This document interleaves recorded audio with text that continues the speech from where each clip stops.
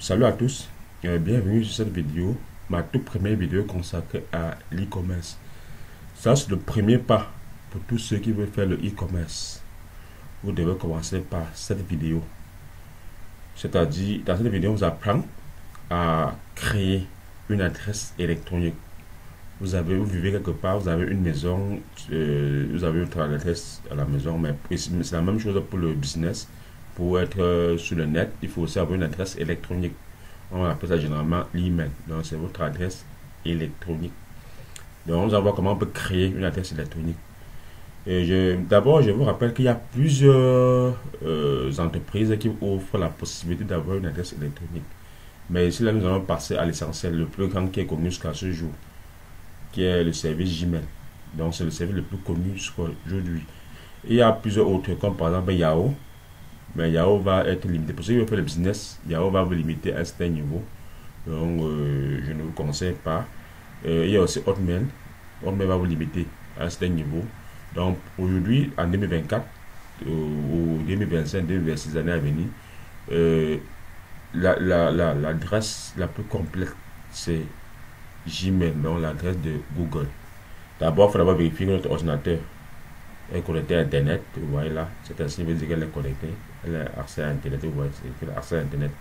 C'est d'abord ce qu'il faut d'abord remarquer.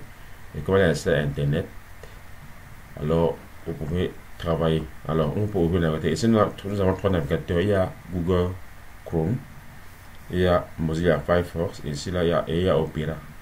Bon, nous pouvons choisir un au hasard. Tous les trois marches fonctionnent normalement. Alors, nous choisissons par exemple Mozilla Firefox. Nous cliquons. Donc, voilà comment ça s'ouvre. Mozilla Firefox s'ouvre. Voilà. Donc, vous avez, voilà la fenêtre. Ça me demande si je vais définir cela comme mon onglet par défaut. Bon, si je veux, je peux valider que oui. Oui. Bon, là, ça me notifie que oui, ça a été pris en compte. Alors, Mozilla. Bon, ce qu'il y a là est que vous devez. Là, on appelle ceci la barre des adresses. Donc, tout là où vous partez, la fenêtre s'affiche là. Donc, vous pouvez mettre là, taper ici. Et vous mettez là où vous partez. Vous pouvez mettre là, bon, service Google. Vous mettez là Google. Donc, quand il y a Google, voilà comment Google lui seul vient. Donc, vous pouvez taper là sur Entrée pour aller sur Google.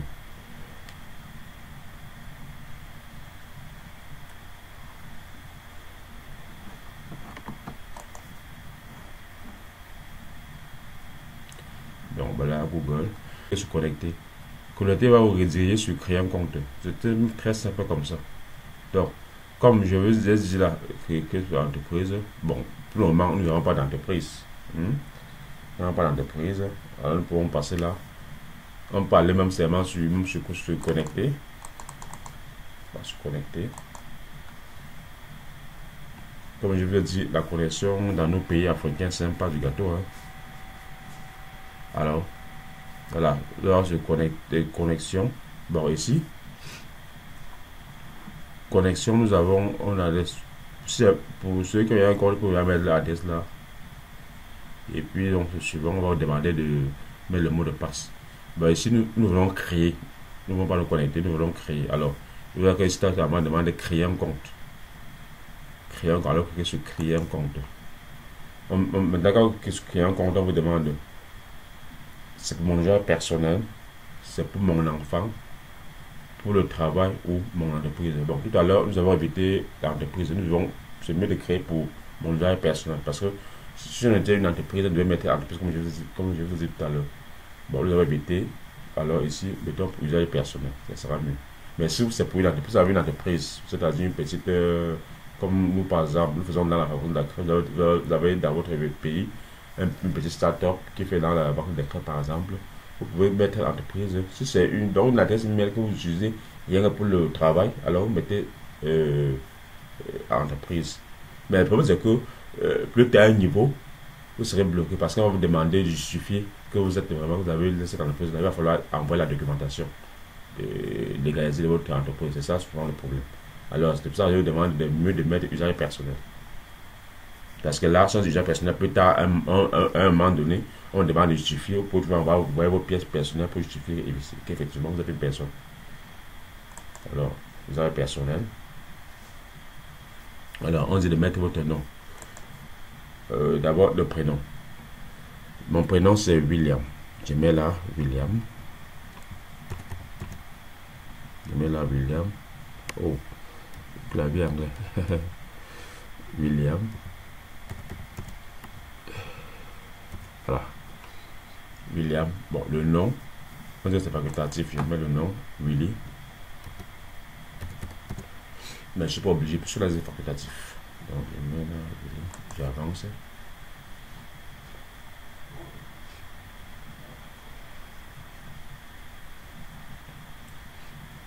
Et on dit jour de naissance. Vous mettez le jour, vous mettez votre jour. Parfois, c'est les personnes font les erreurs d'inventer les dates. Quand vous inventez les dates, il peut arriver à un moment donné que vous oubliez. Et là, ça vous coince. Je vous suggérerais que mettez vos dates exactes de naissance. C'est mieux. Là, quand vous mettez vos dates exactes de naissance, quel que soit le moment où vous vous êtes connecté, on vous demande pour vous rappeler. Par contre, si vous inventez une date, vous pouvez facilement oublier dans le moyen terme. Facilement oublier. Et pour les affaires, pour les machines, ce n'est pas très agréable d'oublier sa date. Parce qu'il y a un moment donné que, vous savez, quand vous écrivez tout, la machine mémorise. Au moment venu, quand on vous demande de justifier que c'est vous, par exemple, et que vous donnez quelque chose d'approximatif, la machine refuse automatiquement. Parce que la machine peut retenir exactement tout ce que vous avez dit. C'est vous qui pouvez oublier. Donc c'est pour ça qu'on demande toujours de mettre les dates exactes. Dans le cas où vous ne pouvez pas mettre les dates exactes, c'est mieux alors d'avoir un cahier. Un bloc-notes qui vous permet de noter tout cela. Là, ça comme une sorte de rappel mémoire. Pour voir un peu. Donc, pour mettre la date, le jour de naissance, on va mettre le 12, le mois, on met là le 12 mars, on va mettre mars, année, donc là, 2005. Bon, voilà.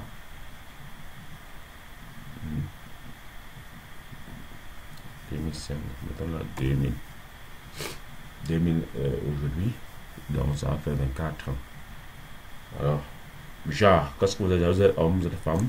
Alors, ici nous avons la femme, homme. Alors, je suis un homme. Bon, on dit nom président. Vous pouvez laisser vous en passer. Bon, je suis homme. Je mets suivant.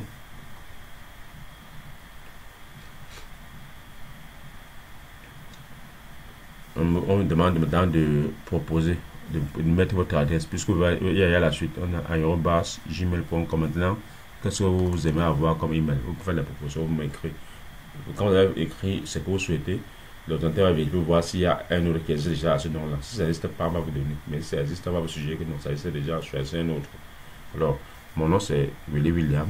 Je mets Willy William d'abord pour voir. Oui, pour voir c'est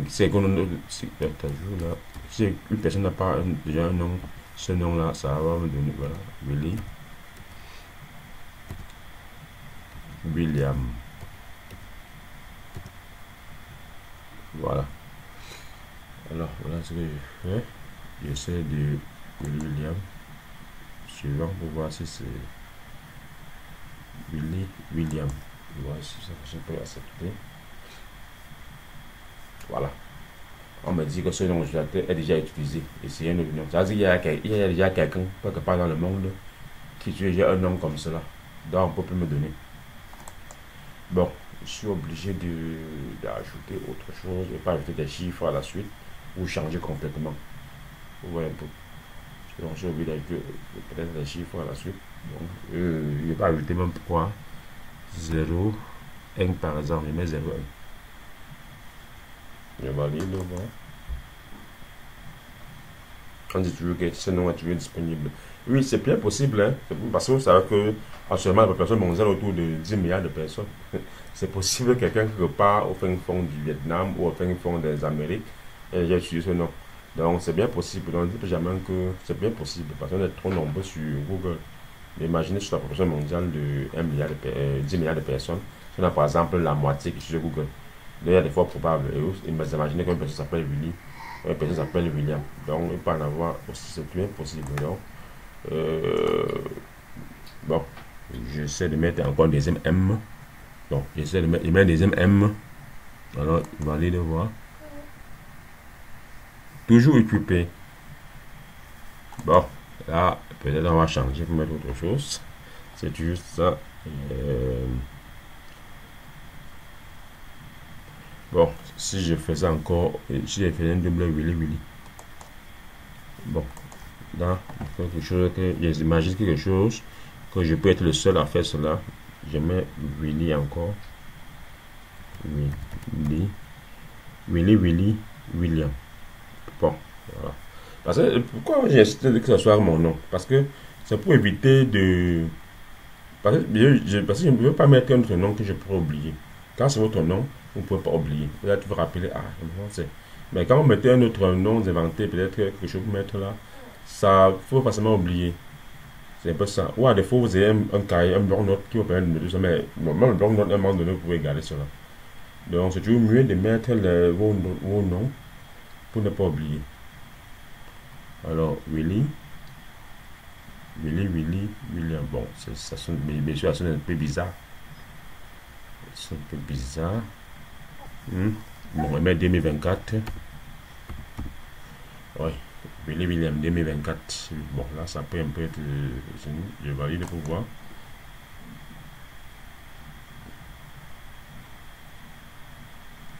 Voilà. Ici, on me dit, voilà, vous pouvez accepter. William 2024. Voilà, il a accepté. Alors, on me demande de mettre un mot de passe sécurisé. Qu'est-ce que mot de passe sécurisé? On dit créer un mot de passe sécurisé avec des lettres. Des lettres, des chiffres et des symboles. Bon. Je peux voir comment je vais mettre mon mot de passe. Je mets là, on me demande des chiffres et des lettres. Bon, je mets là, bon, les chiffres, combiner les chiffres avec les lettres et les symboles. C'est mot de passe sécurisé. Mais ça va être vraiment très difficile. Hein. Je mets là, choisir un mot comme un fruit par exemple que j'aime beaucoup. Je peux écrire mangue, c'est un fruit que j'aime beaucoup. Là, ça ne peut pas oublier. Mangue. Bon. Mangue. Bon, il faut les chiffres également. Je mets 2024 également. 2024. J'affiche. Je suis sûr que c'est ça. Mangue. Mangue 2024. Bon, pour certains cas, on pourra demander de mettre les majuscules. Vous pouvez choisir, mettre une majuscule parmi les lettres. Donc, il y a mis mangue 2024. On demande de confirmer ici, là. Je reconfirme encore. Même chose. Mangue.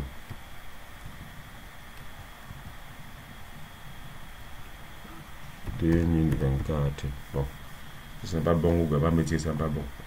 Puisque bon, les symboles sont facilement, pas facilement oublier les symboles. Je n'aime pas trop les symboles. Alors, on va voir si nous allons trop bien les mettre. Voilà. Voilà. Google a accepté. Il me demande d'enregistrer ça dans mon ordinateur. Ça permettait de me connecter. Quand je vois, alors. Donc, il faut vérifier. Vous pouvez être sûr, vérifier. Voilà. Voilà mon adresse email William 2024. Mon mot de passe Mango 2024. Donc voilà, ça me demande d'enregistrer mon ordinateur.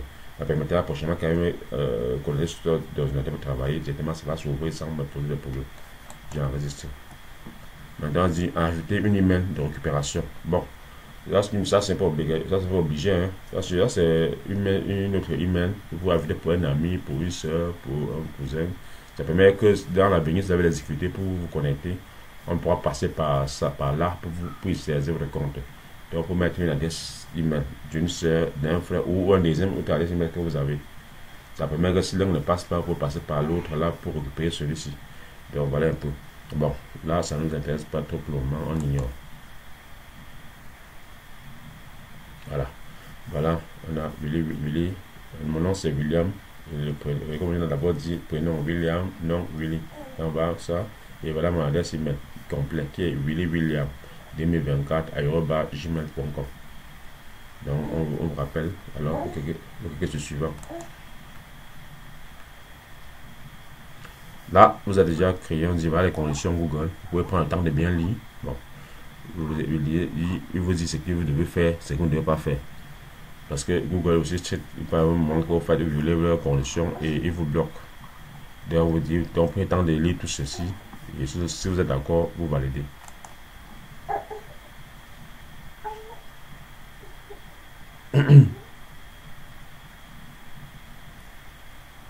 Voilà. Vous avez votre espace Gmail.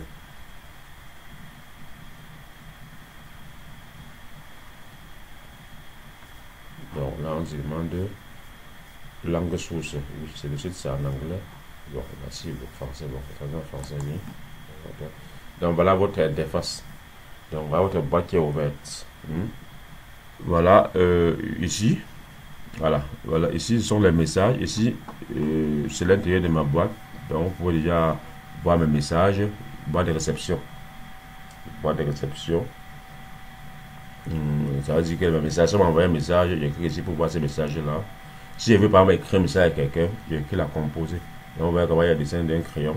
Alors, je peux cliquer là pour écrire. On va à quelqu'un. On va voir ça dans les prochains jours. Comment faire pour envoyer un message à quelqu'un et comment pour consulter un message.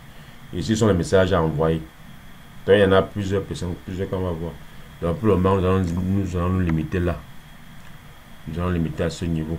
Vous pouvez personnaliser vos boîtes de réception, tout autre chose, numéro de téléphone, tout. Bon, c'est là pas le plus important. Le plus important, c'est de créer. Et ici, nous allons créer l'adresse Gmail jusqu'à Google a validé. C'est bon, donc, voilà comment créer l'adresse Gmail. Et nous allons voir à l'avenir comment on peut travailler avec l'adresse Gmail. Comme par exemple, envoyer un message. Voilà, par exemple, écrit sur qu'on peut envoyer un message, vous voyez, ça affiche là. On dit nouveau message. Voilà, écrit l'adresse de la personne ici. Donc, et le sujet de le sujet du message. Par exemple, renseignement, si vous voulez par exemple postuler à une offre d'emploi, vous écrivez l'adresse de la société ici. Vous écrivez là le sujet demande d'emploi par exemple. Et puis, mettez ici là, c'est le corps du texte. Donc pour le moment c'est limite là et j'espère que la vidéo vous a plu et je rappelle que c'est la toute première vidéo qui parle de autre chose hors de la craie dans cette chaîne. Donc comme je vous dis, nous entamons là le commerce, le e-commerce et comme je vous dis tout pour faire un business en ligne, parce qu'on va parler de e-commerce avec quelque chose d'un business en ligne. Tout ce que vous devez faire en ligne, vous devez commencer d'abord par avoir une adresse électronique. C'est la raison pour laquelle nous avons créé cette adresse électronique dans cette vidéo pour vous apprendre à faire cela. Donc si la vidéo vous a plu, aimez et partagez. À bientôt sur une nouvelle vidéo.